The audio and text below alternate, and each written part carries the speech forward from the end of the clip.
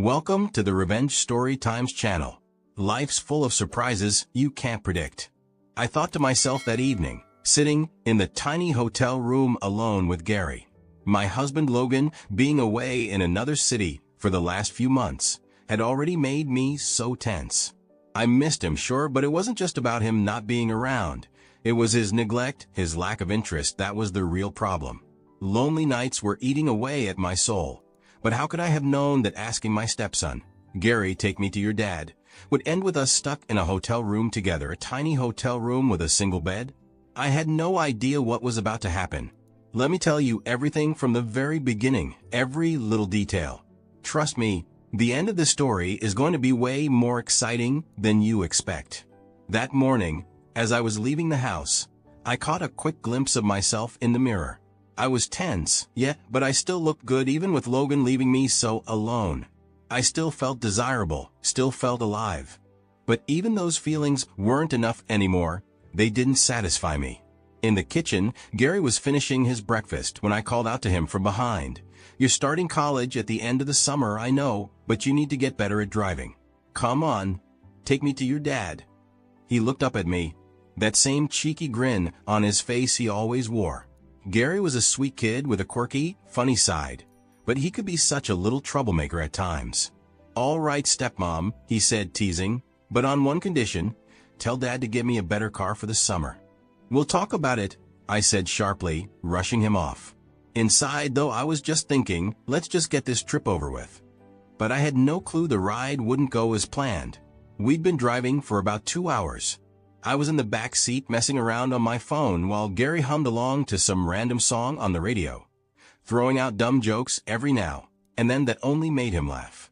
Then all of a sudden, the car made this horrible sound, a hiss, and then died completely. "What's happening?" I asked, trying not to sound too freaked out. "I think the car broke down," Gary muttered, pulling over to the side of the road, clearly annoyed. So, there we were, stuck in the middle of nowhere. The signal on my phone was barely there, and there wasn't a soul around to help. We spent hours arguing, calling every mechanic we could find, and trying to fix the damn thing. Finally, we had to accept the obvious. The only option was to spend the night at the closest motel. At the motel reception, while Gary talked to the guy at the desk, I stood behind him, frustrated as hell. If Logan hears about this, he's going to lose it, I thought.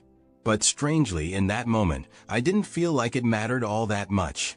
Deep down, I just knew tonight was going to change things.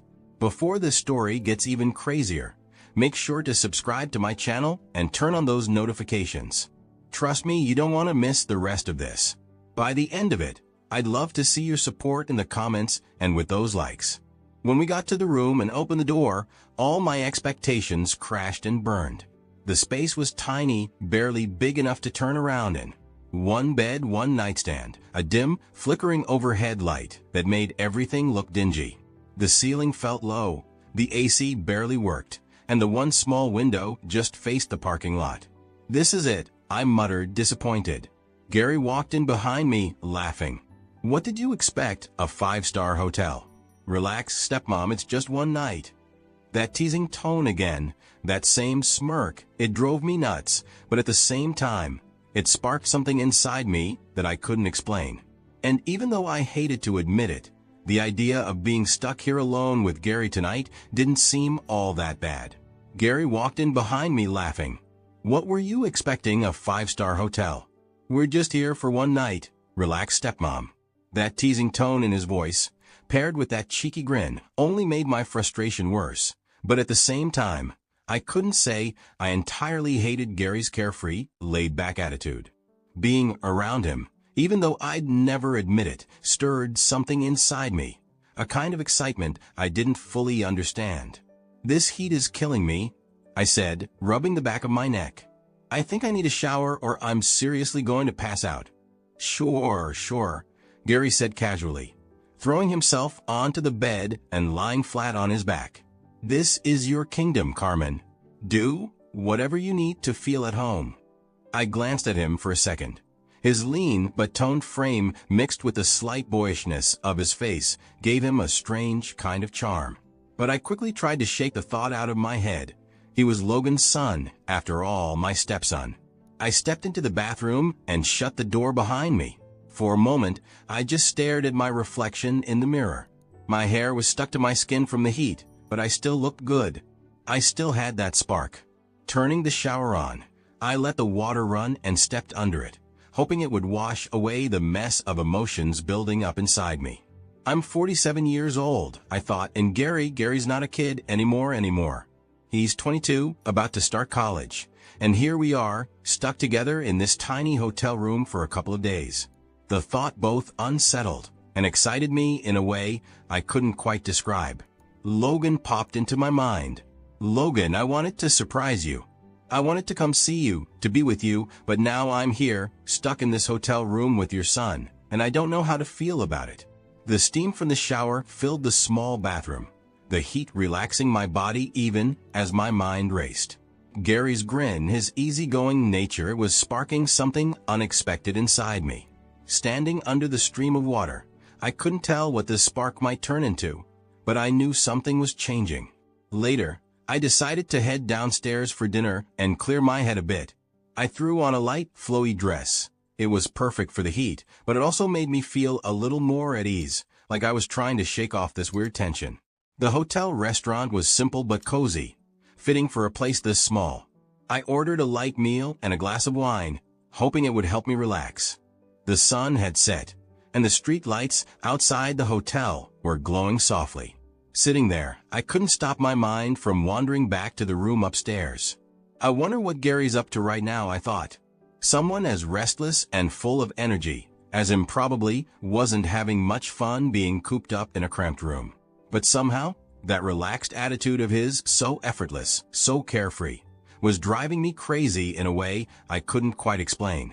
When my wine was gone, I gave my plate a final glance and made my way upstairs, taking slow steps. When I reached the room, everything was so quiet. I opened the door, and the sight that greeted me left me momentarily breathless. Gary had taken a shower and was lying on the bed in just a robe, completely knocked out. His half-open robe revealed most of his lean, fit body. His damp hair fell over his forehead, and there was a faint smile on his lips, like he was dreaming. My heart started pounding. It was the last thing I expected to walk into. For a second, I froze by the door, unsure of what to do. Inside me, there was this strange mix of emotions. I felt embarrassed, but I couldn't take my eyes off him. "Carmen, what the hell are you doing? That's Logan's son." I scolded myself internally, but my eyes betrayed me, drawn to the part of his robe that had slipped further open. What I saw stirred something warm inside me. The small size of the room only made things worse. There wasn't another bed. It was either sleep next to him or spend the rest of the night in a chair. And in this heat, the thought of a chair seemed impossible. I stepped into the room slowly, Gary's steady, rhythmic breathing filling the space. I took a deep breath, trying to focus, but the chaos inside me made it impossible to think straight. I have to pull myself together. "Okay, Carmen," I muttered to myself. "It's just one night. Nothing more. This doesn't mean anything. I wanted to surprise Logan, and now I'm stuck here. Be rational. Keep it together."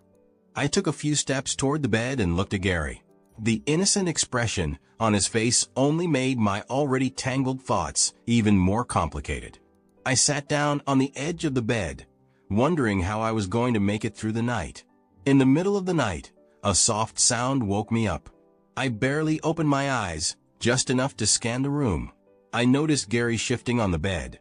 He seemed half asleep, running his hands through his hair and scratching his head lightly. I found myself watching him, but I kept my eyes only partially open, pretending to still be drowsy. Inside, though, I was anything but calm. Then I felt it, his eyes on me. My heart started racing. He was watching me. I tried to keep up the act, maintaining the sleepy look on my face and staying still. But inside, I was buzzing with energy. Slowly, Gary began to untie the belt of his robe. As it loosened, the robe slipped off his shoulders, revealing more of his toned, young body. The way his muscles moved slightly with his motions sent a strange warmth through me. I couldn't stop myself. In that moment, I realized two things. I had no control over what was happening, and part of me didn't even want to stop it. Gary pulled out a pair of shorts from the wardrobe. While doing so, he kept glancing back at me, as if trying to figure out whether I was awake. His looks made me even more excited. I was trying hard not to give anything away, but at the same time I let the moment completely take over me. After putting on his shorts, he didn't come back to bed. Instead, he sat on the chair in the corner of the room and just started watching me. Being watched so intently was both unsettling and stirred something indescribable deep inside me.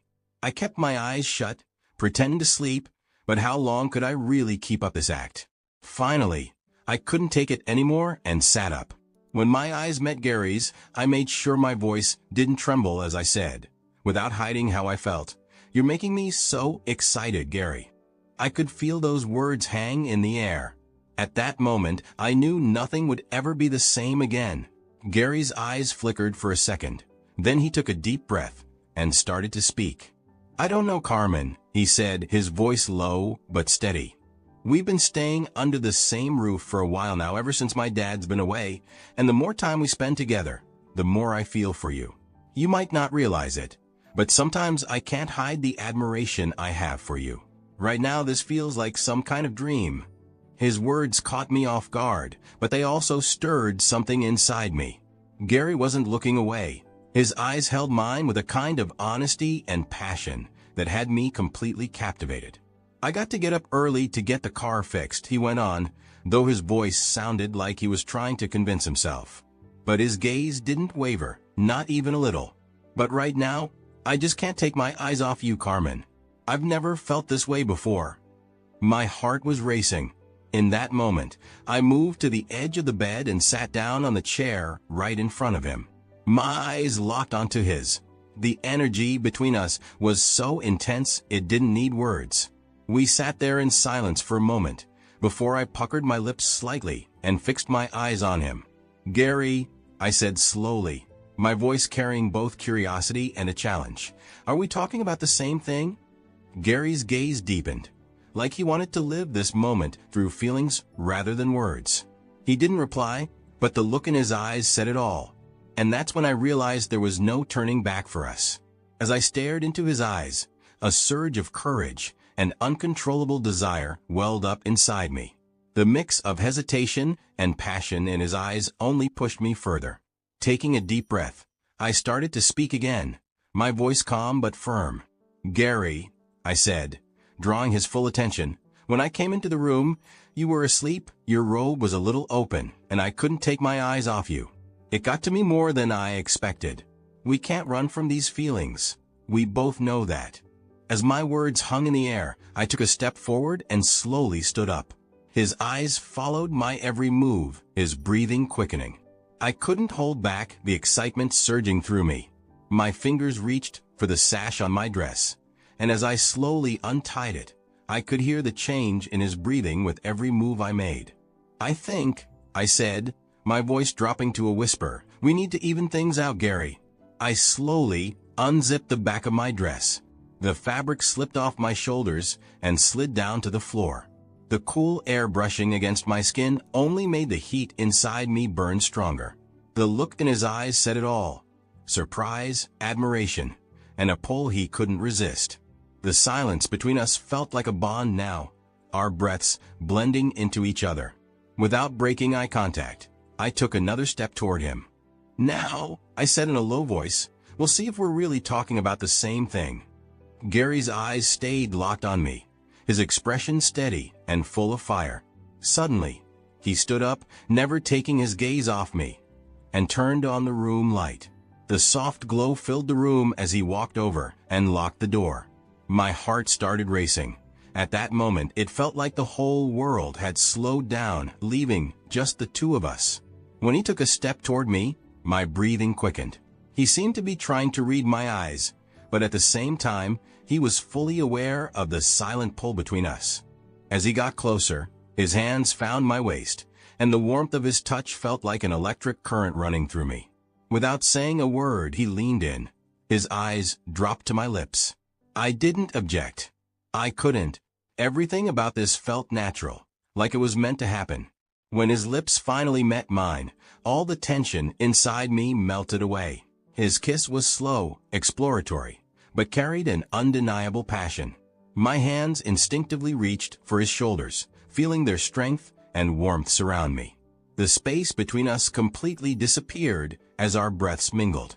That moment felt like an explosion of all the unspoken emotions between us. Gary's youth and energy collided with a depth of passion I'd carried over the years. It was the start of something, a beginning both terrifying and exhilarating. That night, there was no hiding what we felt for each other anymore. I let myself fall back onto the bed, my body exhausted but my mind racing. My breathing was still uneven. My foot brushed against the fabric of my dress lying on the floor. I felt Gary's eyes on me, an intense and quiet energy radiating from his gaze.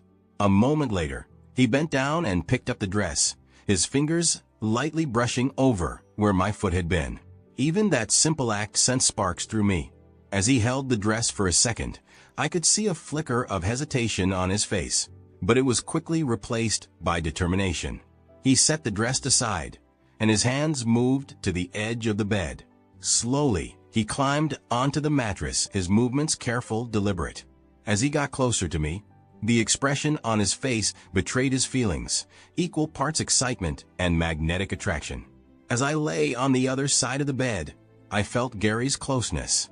My heart continued to race, my breathing deepened. When I saw him leaning towards me, I realized that the distance between us had almost completely disappeared. It was as if everything had reached a breaking point. There was no going back, and what I felt inside me at that moment was overwhelming. It hurt and it excited me at the same time. I looked up at the ceiling, and I could see Gary's face, and I was fascinated by the way he was smoothing his hair back from his forehead with his hand. I could see in his eyes what Gary was feeling. He was red, he was excited, and he was so happy. I could see that he was doing everything with great passion, and I was moved by the way he was out of breath. Gary had accelerated me in my emotions to the point that I was glad the car had broken down. "I'll never forget this hotel," Gary said in a trembling voice, his words forced out, each one as heavy as a sip of breath. His eyes were locked on me, but his hands were shaking slightly, his body tense, his muscles contracting, each movement a little more careful and precise, as if he wanted to hold a memory. "I definitely don't want my father to sell the car anymore," he added, and after these sentences, he let himself fall next to me, closed his eyes without saying a word, and waited for his breathing to recover. I was exhausted, and I didn't even have the strength to speak a word. My legs wouldn't stop convulsing, and I didn't even realize how I had fallen asleep. The next morning, Gary returned with the car fixed and told me we needed to pick up Logan and head to the city where he was. On the road, I was filled with regret and mixed emotions, but at the same time, there was excitement inside me. As I looked at Gary, his eyes, his actions, everything about him was affecting me. Everything was so complicated, yet I still didn't know what would happen. I couldn't decide between the questions in my mind and the excitement. There was only one thing I knew for sure. This journey would be the moment everything changed. If you've made it this far, I know my story has excited you. Don't miss out on more. Hit the follow button, turn on notifications, and join us by leaving a comment about this story. I can't wait to hear your thoughts. Goodbye.